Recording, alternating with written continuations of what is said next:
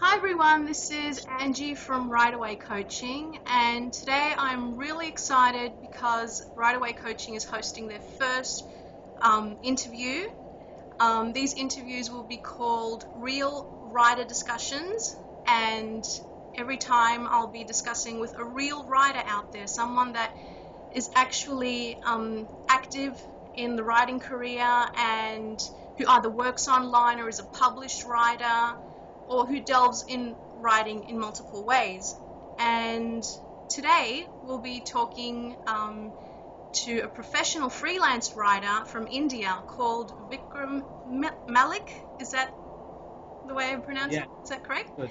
Vikram Malik, who is also an avid YouTuber. He has his own freelance writing channel called Vikram Loves to Freelance. We'll be adding the link below.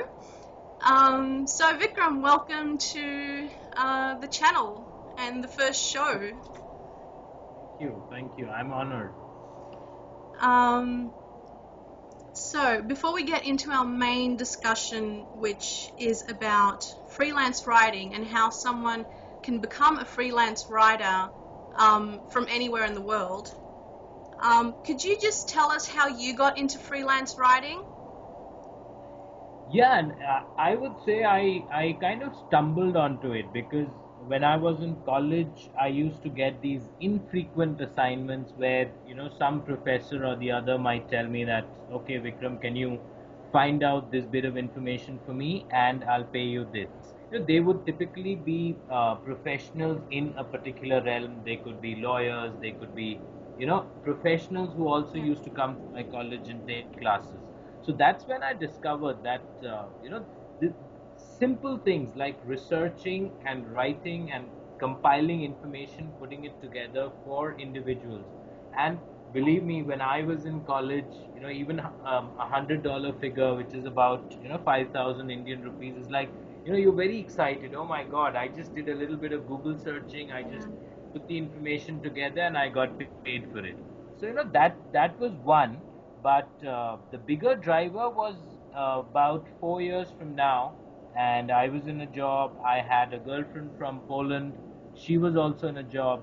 Together, we would make about close to what is called a 1 lakh or 100,000 rupees a month, and yet we would find it, somewhat insufficient, and that amounts to about $2,000 a month.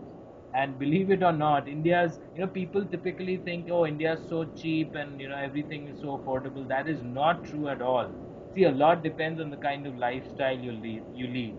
And our lifestyle was definitely not that. And that's honestly when I really discovered, the potential of freelance writing. I discovered sites like what is today it's called freelancer.com. It used to be called getafreelancer.com, and that's when I started there. And trust me, my experience there was very good, because I very quickly got some good projects which paid well. Maybe within my first month or so, I'd already made about 500 to $1,000. So I saw the potential, and Yeah. gradually I saw so much potential that I took it up full time. So that's how I really got it. hmm So was it easy making the plunge, starting a totally new career? See, I really would say that it is not that easy. At the same time, it is not really any rocket science either. You have to have some basic talent, basic qualities in you. Writing in English, a lot of people presume that, oh, I know the English language, so I can write in it. Yeah. Building a career as far as freelance writing is concerned is more than just comfort or proficiency with the English language. There's more to it. How persistent you are, how good are your marketing skills, how good are you in terms of preparing quality proposals which actually appeal to prospective clients. That's just as important. How good are you in terms of managing the financial part? That is just as important. There are a lot of talented writers out there, even here in the local market. There are good, very talented writers, but when it comes to the financial part, they are they are abysmal. I'm honestly telling you, they're absolutely abysmal. They don't know how to charge. They don't know how to work out things in a sort of a smart way where they can handle the billing part, suitably. They're not even well versed with the way online payment, online billing, invoicing, getting that money, drawing that money. There are a lot of procedural aspects attached to it. So it's not easy, but at the same time, I would recommend that learn the ropes. Learn the ropes. Get your feet wet across all of these aspects, and over time you'll definitely you'll learn. Yeah. Um, so do you hang out with more writers there in India, or other people that are, non-English speakers? Well, at least their first language isn't English, but they have still, delved into writing and into the online Anglo-Saxon world. I'll honestly tell you, not many, because the way I see it, most of the people here, they are aspirant writers without the genuine quality as far as writing, talent is concerned. So I'm not saying that they are not there, but the freelance writers which we see on freelance sites in particular, they're not good. The ones from here, they're not talented, and they have this whole notion that, oh, these sites are good for making some extra cash. I have very few. I know some people who do this work. Among them, I would probably say just one or two. And this is not an attempt on my part to portray myself as superior. That's not my aim. I'm honestly telling you that and that's the reason a lot of Western clients don't want to work with, subcontinental writers, because genuinely they are not good. They just think that, oh, I know a little bit of English, so I can bid on these freelance sites. I think the subcontinental talent lies more on the technical side of projects like web designing, coding, and that sort of work, versus the genuine writing work. There are some good freelancers who are making a lot of money, but they're mostly companies, and they have these, they are subcontracting, and that kind of thing. So very few. My answer would be very few. Hmm. You, contrarily, are a very proficient English speaker and a very prolific writer, as far as I know. How have you managed to do that? See again. This is some sort of a misnomer, or this is a wrong opinion where that a lot of people have, that people in India don't know English. I'm sure there are more English speakers and writers in India than there are in UK. You know, Probably even US, because US has one-fourth of India's population, and India is very multilingual. That's why they call it an Indian subcontinent. But at the same time, especially in the urban areas, our education system is entirely in English.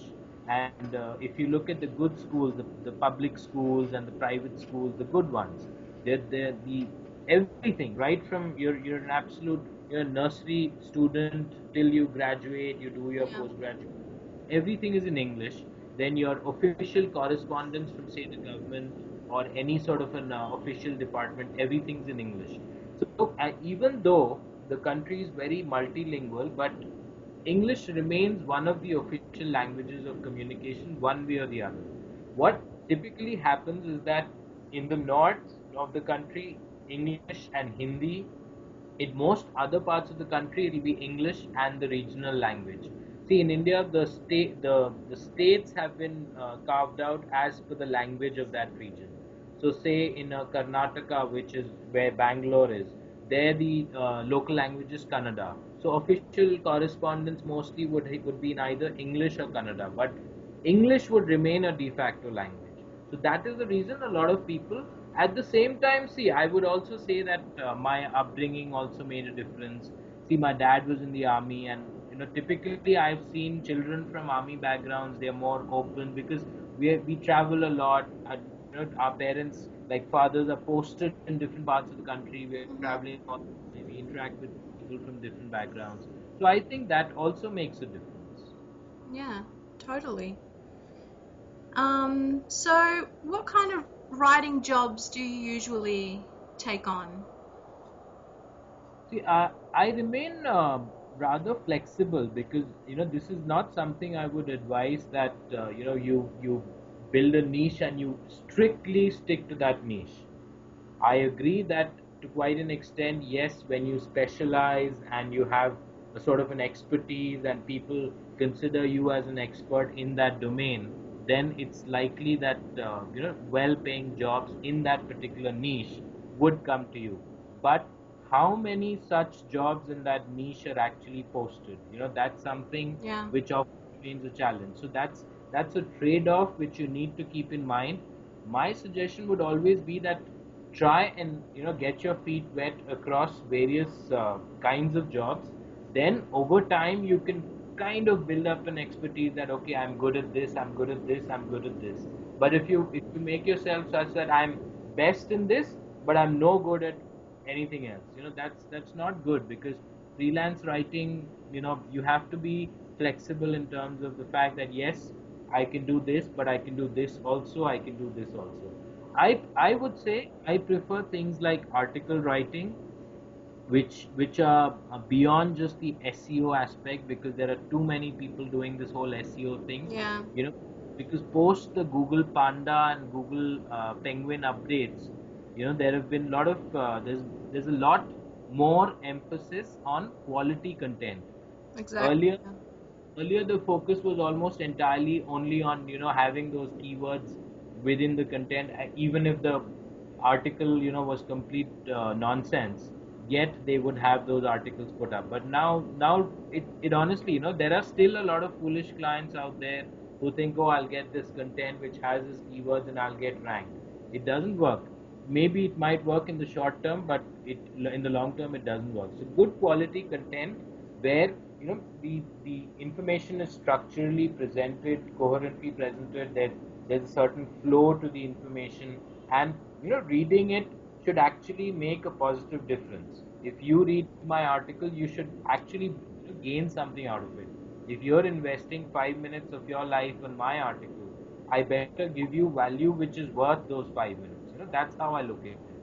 And I also like doing these white paper kind of projects because I'm good in that formal structuring of information in a very formal business like tone. So I've done a lot of projects along those lines. Mhm. And in the recent past, before Google's Panda update, I did a lot of these. There are these blog directories, blog networks where you can put up these posts, and these clients will quickly get good rankings on Google. And so I did a lot of work. I would say almost a year. I did almost pretty much entirely that. But now it is not of much value, so I would neither recommend that to prospective freelancers nor would I do it myself. So articles and white papers is what I focus on. At the same time, I'm very open in terms of the topics for articles. I'm pretty open. I don't restrict myself too much. Mhm.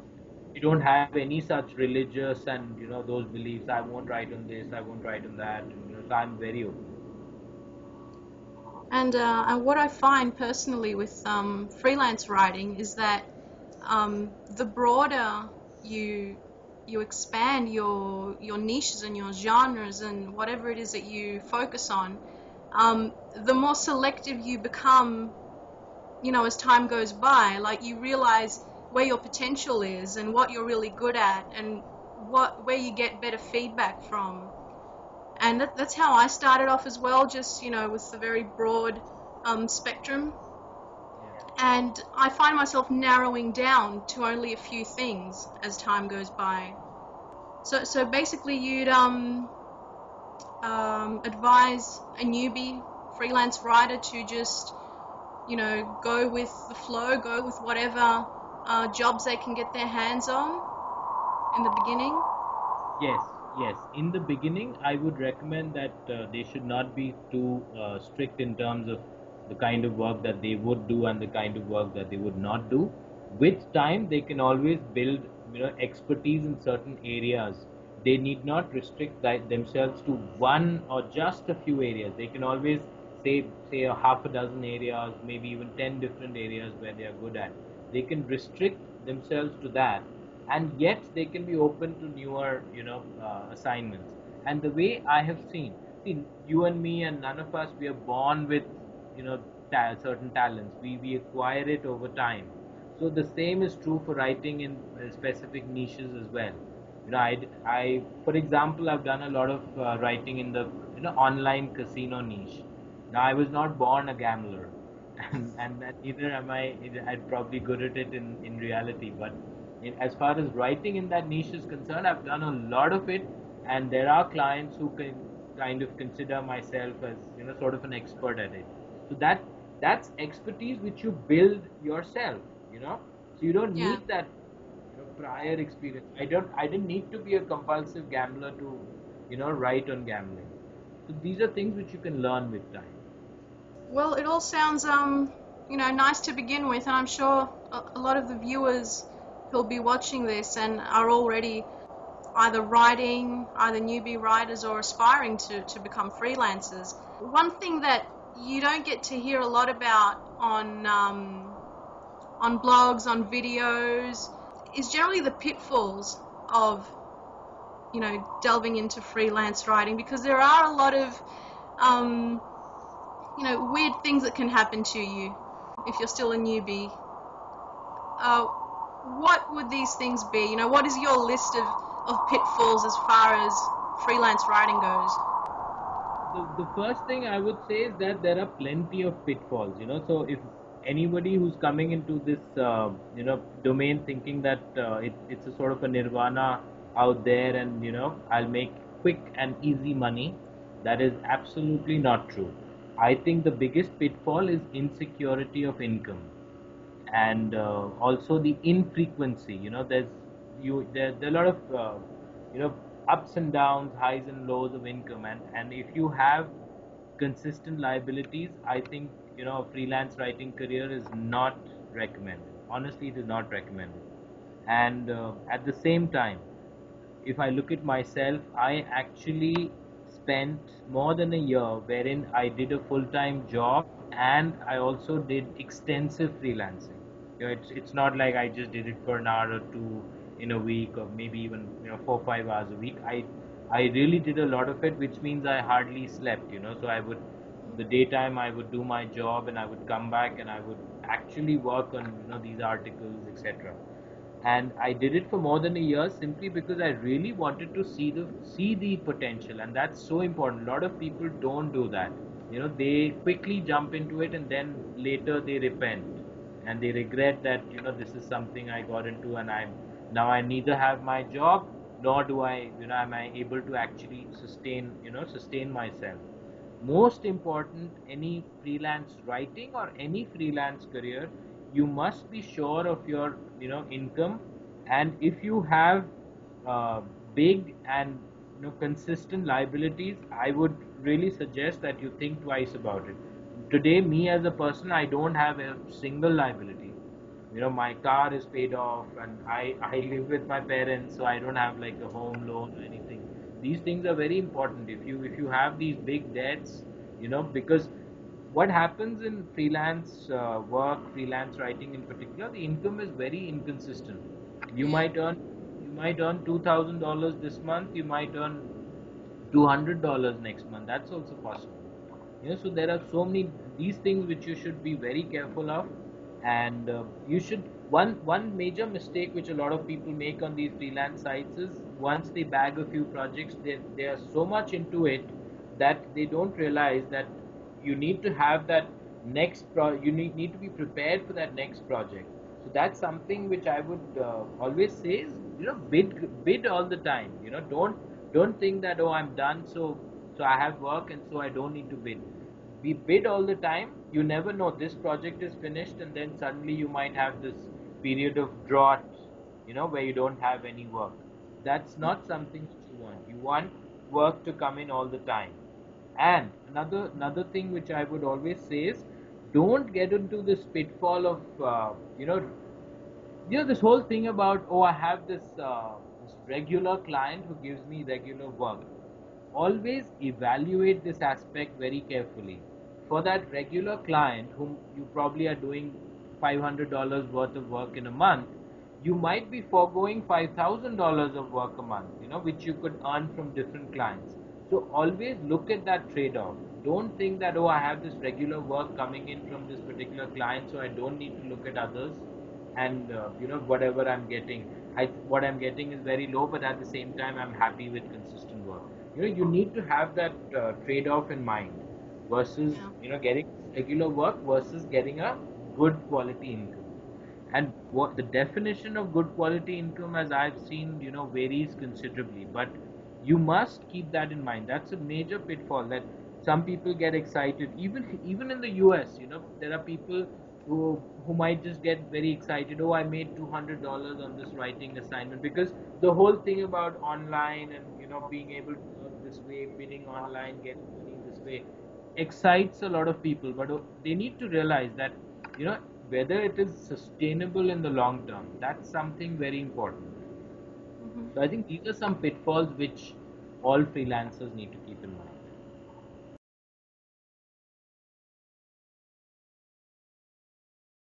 So see, my experience as far as sites is concerned. See, like I said, I started with freelancer.com when it used to be getafreelancer.com.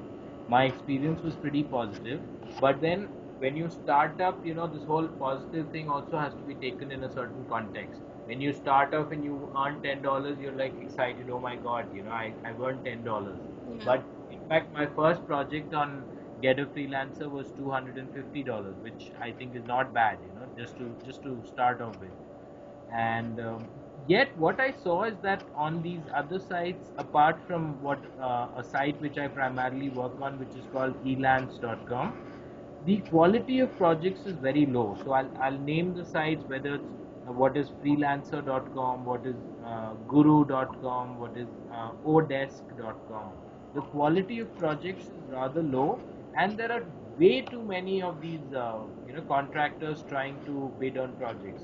And the way things work over there is that there is no cost attached to placing proposals, which in my personal opinion, it's very important. There has to be some sort of a cost element.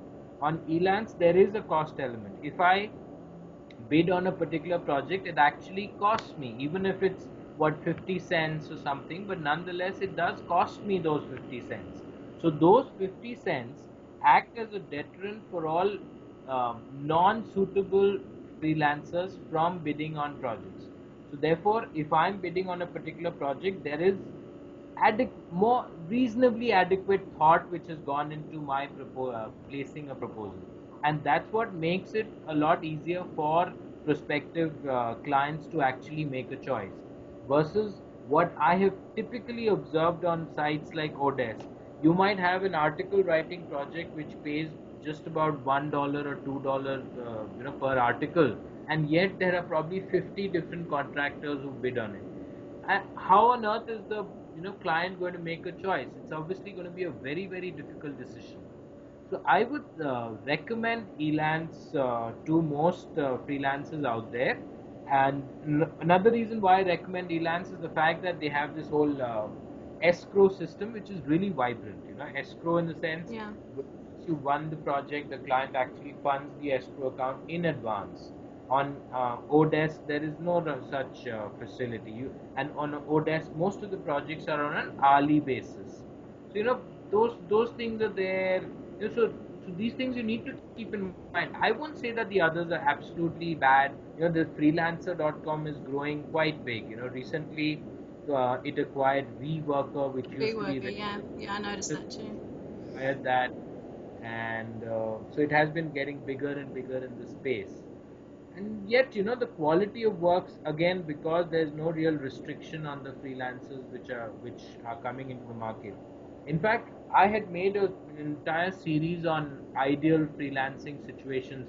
If anybody wants to check that out, that's there on my video channel, as well as I've made an entire playlist in terms of 6 or 7 videos wherein I talk about ideal freelancing situations, what freelancing sites need to do, what they're not doing. So anybody out there, they can check that out and they can get a feel for what freelance sites they really need to do.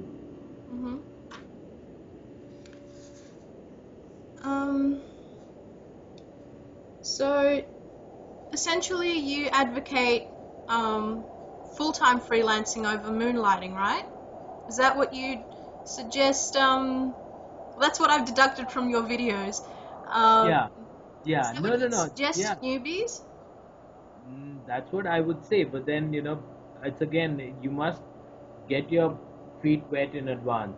If you're not, if you have a full-time career going from for you in a particular job, and you're doing fairly okay, and all you're looking for is some extra cash, so that may not be a good reason for you to quit your job and start freelancing completely.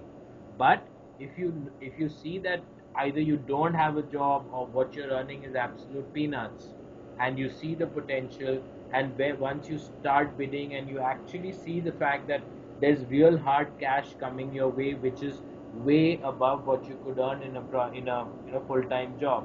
See, a lot depends on the kind of full-time job that you have. If all you do is, I don't know, mow lawns, or clean something, and some sort of manual work, you're not going to earn that much. So any day you'll earn better, as a freelancer. But if you have a job which already pays you fairly all right, then you should think about it. But if suppose, let's think about, say, a housewife. She's married, her husband goes to work, he already has a consistent source of income, she's not really doing anything, she's sitting at home, she's got her kids she needs to kind of take care, and that's why she needs to be at home. I think for such a person, working freelance more or less full time while remaining at home is an excellent avenue. So I think these kind of people are specially suitable for freelance writing.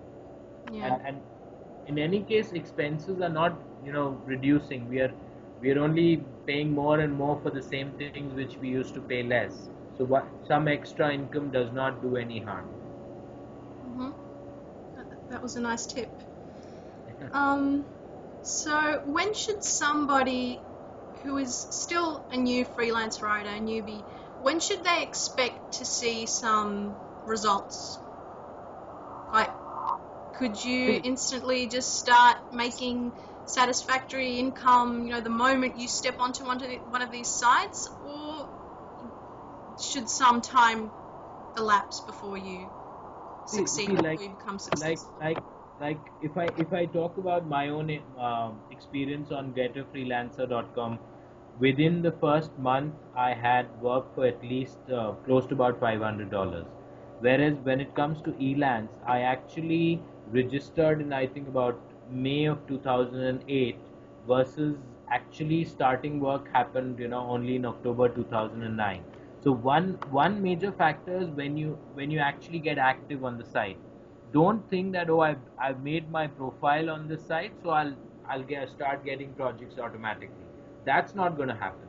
You have to You're making a profile, and getting things in place is just the first step.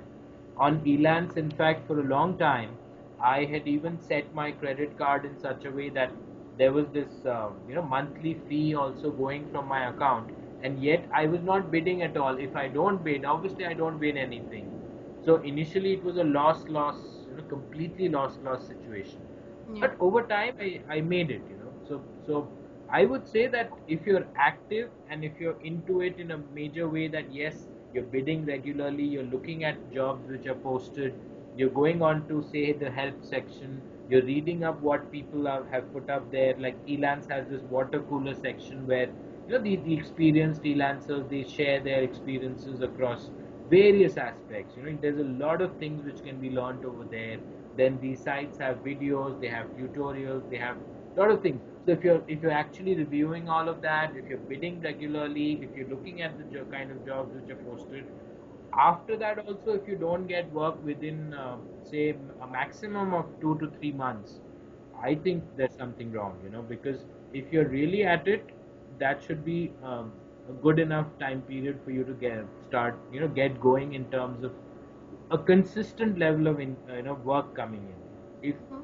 2 to 3 months lapse and you still don't have work coming in, then you need to look somewhere. There's something wrong. That's what my opinion is. Okay, well, I think we should be drawing this interview to a close soon. But before we do, is there anything else you'd like to share with our viewers? Any last words of wisdom, any tips, any advice? Be persistent. There are a lot of people who give up. I said that 2 to 3 months you should be able to get results, but that's when you are regular. You're at it constantly. So if you're not regular, if you're just intermittently, if you're bidding, then I would say remain persistent. Take your time, maybe 6 months, maybe 1 year. But you should take your time. If you're expecting instant results, see, life as a whole is not about instant results. So forget about freelance writing where there's so much of competition. And another thing, I really would say this, with all sincerity, is that as much as writing talent is important, there are a lot of other ancillary aspects which are just as important. And when it comes to online, freelancing and online work, speed and adherence to, the schedule is extremely important. If I have a deadline where, I require, say, 10 articles from you in 3 days, you deliver it to me on the fourth day, and you deliver excellent, absolutely brilliant work, but you deliver it to me on the fourth day, your work is quite likely completely useless to me. Because those articles, maybe I had in turn planned that I'll put them up somewhere, and those, they would work for me accordingly from that third day when you submit the work. So when you delay, whatever you've given to me is probably effectively useless. So my major tip would be that, as much as the trade-off between quality and timeliness, it's a very fine balance, but try and maintain that. Very good quality, delayed delivery, often the value is not that much. So that balance has to be maintained. That's a major tip. Okay, thank you for participating in the first interview for the RwriteAway Coaching channel. And hopefully we'll get to talk again sometime soon in the future. Yeah, you're welcome, and thank you so much. I appreciate and I feel privileged that I got this opportunity. Thank you so much, Vikram. Bye-bye. Thank you. Bye-bye.